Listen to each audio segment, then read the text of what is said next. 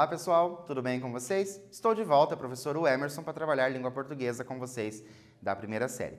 Lembrando que é importante que vocês entrem no Class, façam ali a atividade que está postada, para além de você adquirir ainda mais conhecimento, você também garantir a sua presença.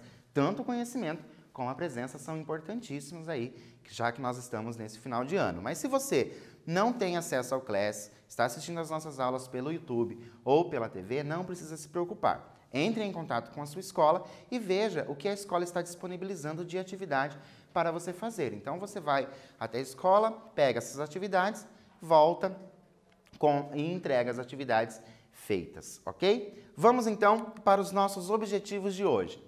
Nós vamos ler e interpretar a primeira parte de um conto. Então, hoje, nós vamos falar somente da primeira parte de um conto. Relembrar as características desse gênero conto, tanto que a gente já trabalhou com esse gênero. Reconhecer o efeito de sentido da escolha de determinada palavra ou expressão e relacionar textos de mesmo tema. Então, a gente vai pensar aí sobre outros textos que possuem o mesmo tema. Para começar, nós temos aqui o conto. O conto que nós vamos ler chama A Primeira Só, que é da Marina Colasanti, ok? Está nesse livro Uma Ideia Toda Azul. Mas nós vamos primeiro pensar nesse título. Olha lá.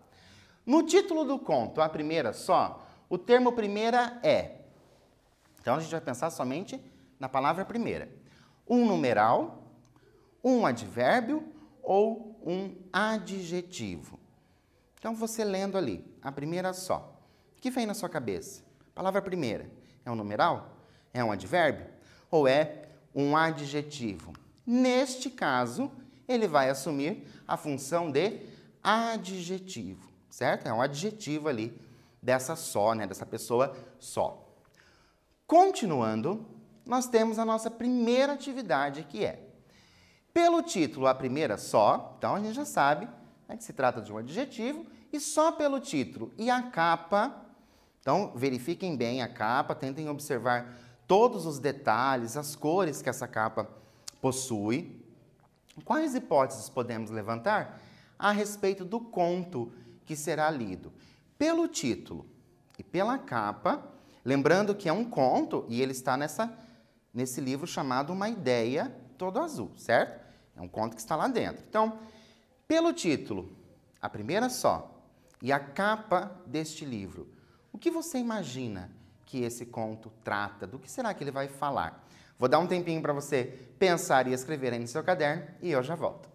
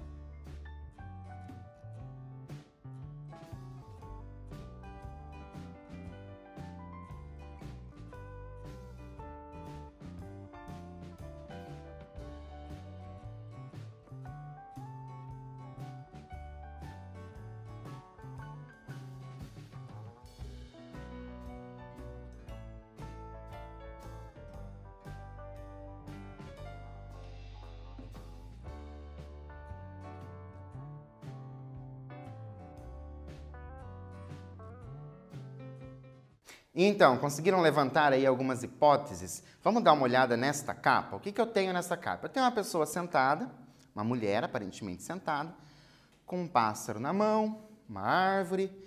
Ela está vestida de uma forma não tão habitual, a gente não está habituado, né, no nosso dia a dia com essa vestimenta. Eu tenho ali cores bem leves, a cor rosa bem leve e depois, claro, a cor azul. Parece-me que ela pode estar ali numa floresta ou num campo, num parque, algo desse tipo. Então, são coisas que a gente tem que imaginar para a gente começar a levantar hipóteses. Como a resposta é pessoal, eu trouxe para vocês a seguinte coisa, que o levantamento de hipóteses depende das histórias de leitura de cada um de vocês. Talvez, por exemplo, essa imagem da pessoa sentada vai te remeter a uma história que seja épica, ou uma história que seja de aventura, ou uma história que seja uma narração ali de romance. Então, tudo vai depender do que você já traz de histórias lidas, ok? Então, por isso que a resposta é pessoal. Mas não se preocupem, porque é óbvio que a gente vai descobrir, afinal, do que se trata esse conto. E para descobrir, a gente vai começar a fazer a leitura. A primeira só. Era linda, era filha, era única. Filha de rei, mas de que adiantava ser princesa se não tinha com quem brincar? Sozinha no palácio, chorava e chorava. Não queria saber de bonecas, não queria saber de brinquedos. Queria uma amiga para gostar. Nossa primeira coisa.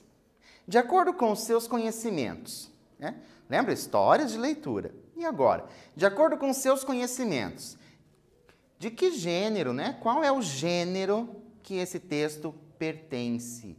A gente já consegue perceber ali qual é o gênero. E para isso, você vai encontrar algumas palavras que vão justificar a sua resposta. Vou dar um tempo para você reler o trecho, fazer isso e eu já volto.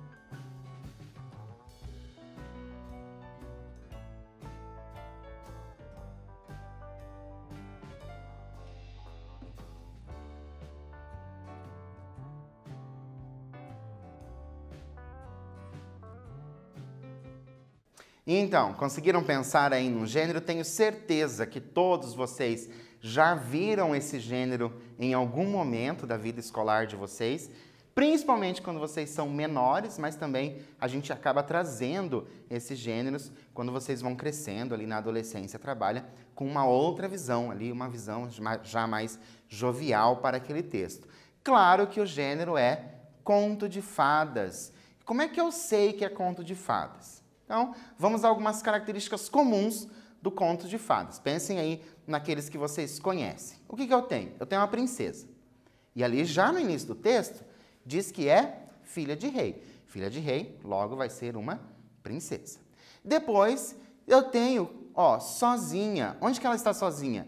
No palácio. E ela fazia o quê? Ela chorava. Então, se você for pensar aí nos contos de fadas que você conhece, perceba como as princesas elas são sofredoras no início desses contos. Então, ele traz essas características de conto de fadas. E nós vamos continuar. De noite, o rei ouvia os soluços da filha. De que adiantava a coroa se a filha da gente chora à noite? Decidiu acabar com tanta tristeza. Chamou o vidraceiro, chamou o moldureiro. E em segredo mandou fazer o maior espelho do reino. E em silêncio mandou colocar o espelho ao pé da cama da filha que dormia. Então, nós temos que pensar que o rei perguntou a seguinte coisa: de que adiantava a coroa se a filha da gente chora à noite? E agora? Claro que o rei não esperava uma resposta. Ele estava só se perguntando. Então, o que isso pode revelar sobre a personalidade do rei? Então, agora a gente vai pensar nesse rei. Quando ele faz essa pergunta, o que será que ele está pensando? Qual será que é essa personalidade dele? Vamos tentar descobrir aí como a construção, né, desse personagem? Vou dar um tempinho para você fazer isso e eu já volto.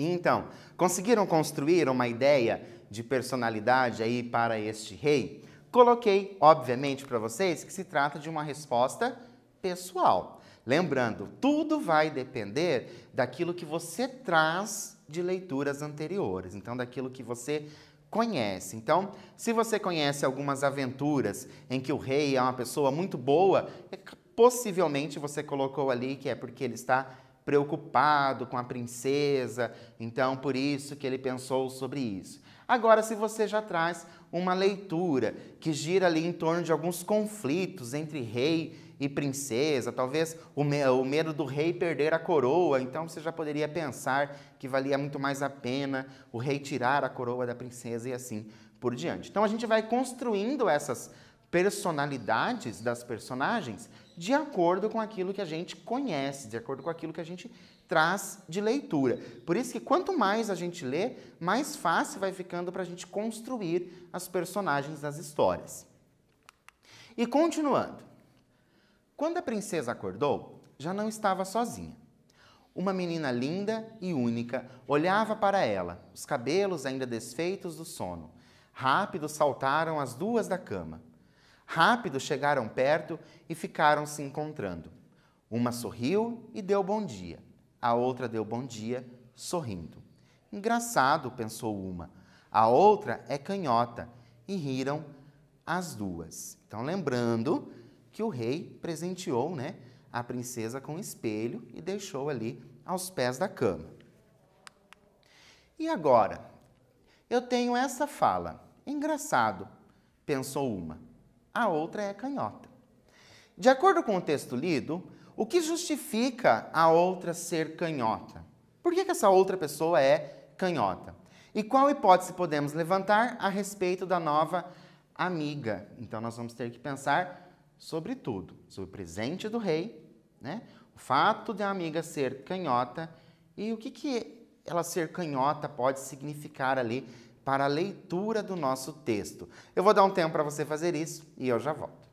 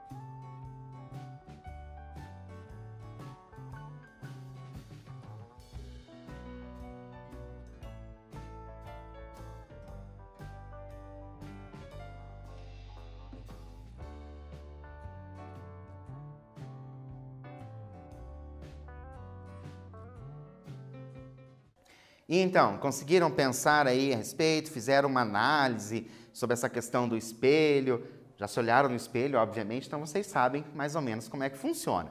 Olha só, a amiga é canhota porque se trata do reflexo da princesa, né? O reflexo vai mostrar de outra forma, então ela acaba ficando canhota. Uma das hipóteses que pode ser levantada é de que elas são iguais, mas não são idênticas.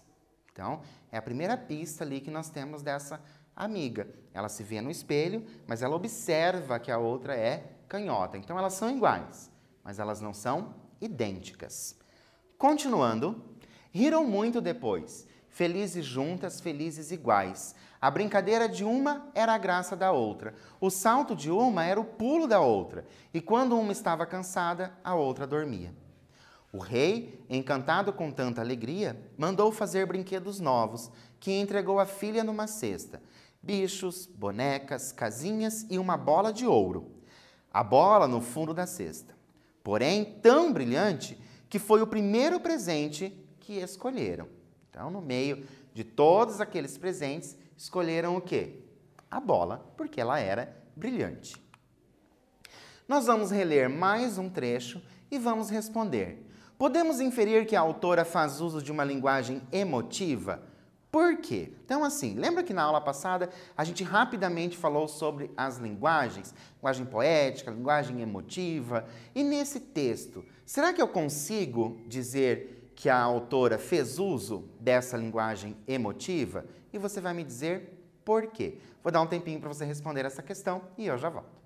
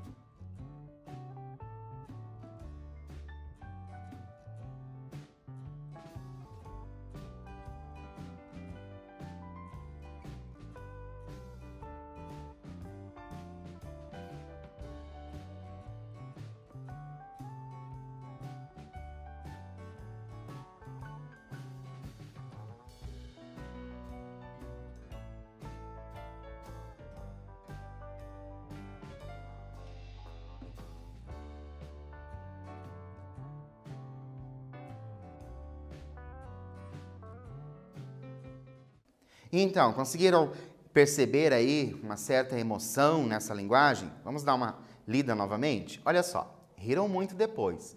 Felizes juntas, felizes iguais. A brincadeira de uma era a graça da outra. O salto de uma era o pulo da outra. E quando uma estava cansada, a outra dormia. Olha o que eu coloquei para vocês.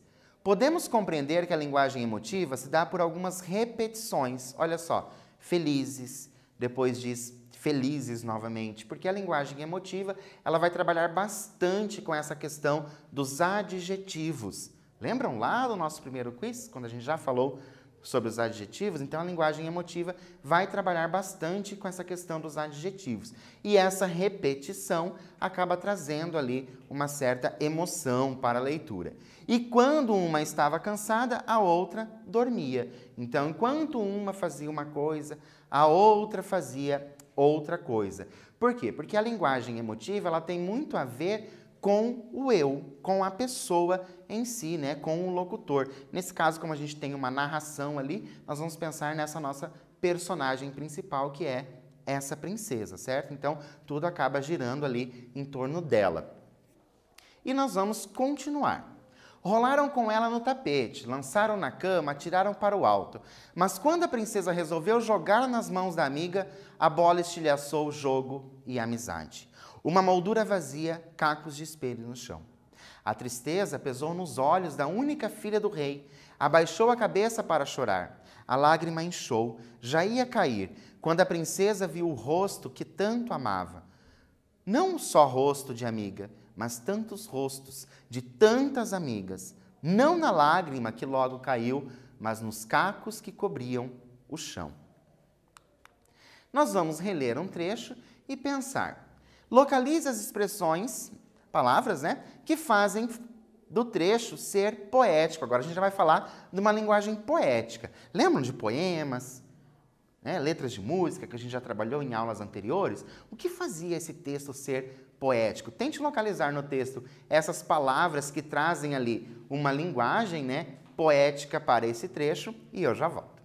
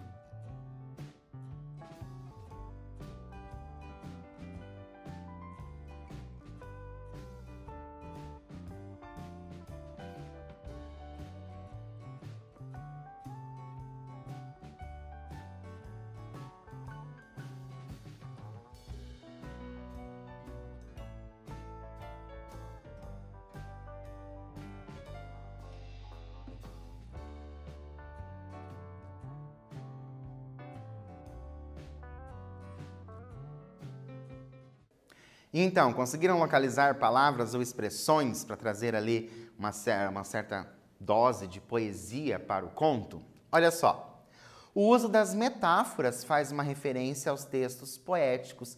A tristeza pesou, a gente sabe que a tristeza não pesa, mas ali a autora trouxe, né? A tristeza pesou, então fez o uso dessa metáfora. E depois a lágrima inchou nos olhos. Então a gente sabe que a lágrima não incha. Então ela traz essas metáforas, fazendo o quê? Nos faz refletir a respeito de uma linguagem poética. Por quê? Porque a linguagem poética, essa função poética da linguagem, ela não é exclusiva de poemas, elas podem aparecer em outros gêneros textuais, pode aparecer, como nesse caso, nesse conto que nós estamos fazendo a leitura. Continuando, nós temos mais um trecho para nós lermos e responder. O que podemos compreender sobre esse trecho? Então, vou pedir para que vocês releiam o trecho e digam o que você consegue compreender. E você não é para você resumir, é para dizer o que você compreende mesmo ali, como um leitor, como que você vê, enxerga este trecho. Vou dar um tempinho para você fazer isso e eu já volto.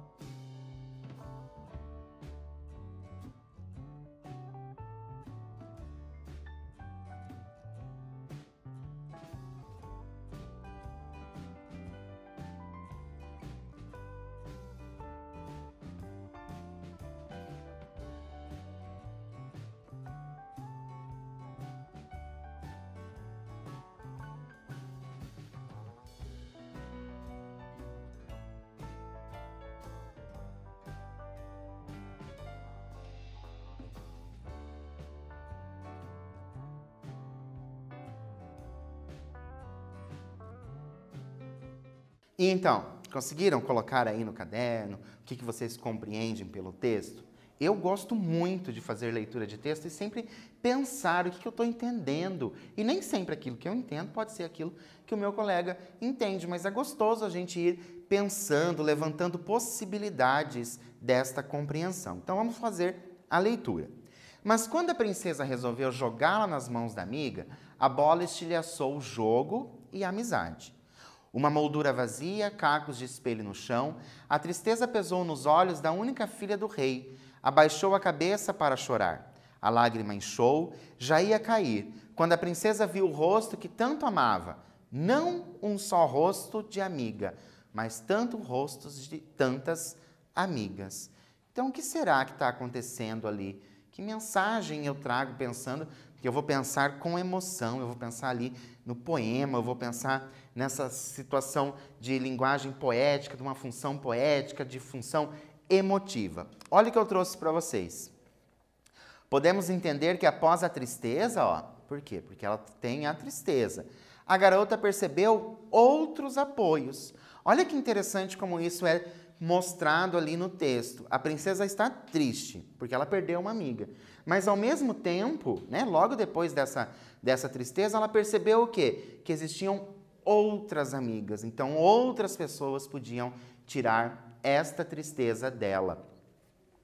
Continuando, engraçado, são canhotas, pensou, e riram.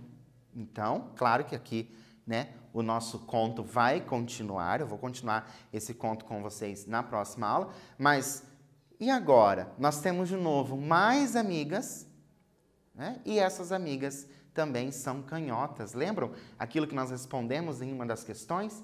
Que elas são parecidas, mas elas não são idênticas. Então é bem interessante a gente pensar sobre essa questão, essa construção da amizade dessas personagens ali, dessa princesa que se sentia sozinha e depois ela acabou tendo uma companhia. E nós vamos reler um trecho que diz: engraçado, são canhotas, pensou, e riram. A descoberta das características das amigas revela que... Então, ela descobriu algumas características. Características são essas. Ela é canhota. O que isso revela? Letra A. Que a princesa não se importa mais com a outra, porque lembra que essas outras amigas, elas existem por quê?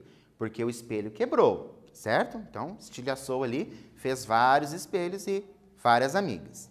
Letra B. As novas amigas substituirão a amiga antiga? Será que isso que quer dizer? Letra C. A primeira não é única, né? A primeira não é única, lembra? A primeira só, tá? Então eu tenho que a primeira não é única. E a letra D. A princesa busca a mesma amizade.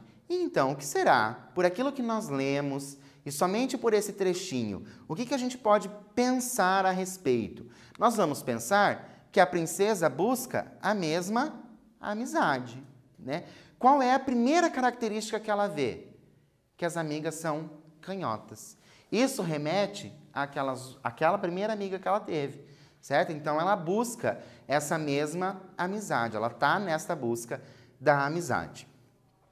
Só para a gente relembrar, nós vimos que um texto em prosa, né? Lembra texto em prosa, aquele com parágrafo que vai até o final da linha, certo? O texto em prosa pode apresentar uma linguagem poética e emotiva. Vou lembrá-los, a linguagem poética, a função poética da linguagem, ela não é exclusiva dos poemas. Neste texto que nós lemos hoje, nesse trecho, né, nessa primeira parte do conto, a gente viu que esse conto traz ali uma função emotiva e também uma função poética. O conto de Marina Colasanti apresenta uma reflexão sobre nossas atitudes. Será que vocês conseguiram perceber essa reflexão sobre as nossas atitudes? A menina ficou muito feliz, né? Mas ali ela se adiantou, né? E jogou a bola com muita força. O que será que isso pode... Como será que eu posso perceber isso no texto? Como que eu posso trazer isso para o meu dia a dia? E os contos de fada podem trazer reflexões a respeito da vida adulta. Então, a Marina Colasanti, embora ela traga ali um universo de conto de fadas, ela faz o quê? Ela traz para nós reflexões da nossa vida adulta ou da nossa vida de adolescente. Essa coisa de ir em busca, né, da amizade, depois, principalmente a princesa se sentir sozinha, mas ao mesmo tempo ela perceber que tem outras pessoas ali que podem apoiá-la naquela solidão e mesmo também, às vezes, querer refletir você, né, o eu, em uma outra amizade, né, querer que as pessoas sejam iguais a mim, que eu tenho que ela é igual, mas ela não é idêntica. Deixo para vocês 2 indicações, que é um livro Branca de Neve Tem que Morrer, é um livro bem bacana, certo? Que é uma releitura aí da história da Branca de Neve e, claro, uma peça de teatro chamada Fantástico Mistério de Feiurinha, que também são releituras dessas contos de fadas de uma forma bem divertida, esse do Pedro Bandeira. Por hoje eu fico por aqui e espero vocês na próxima aula para a gente continuar.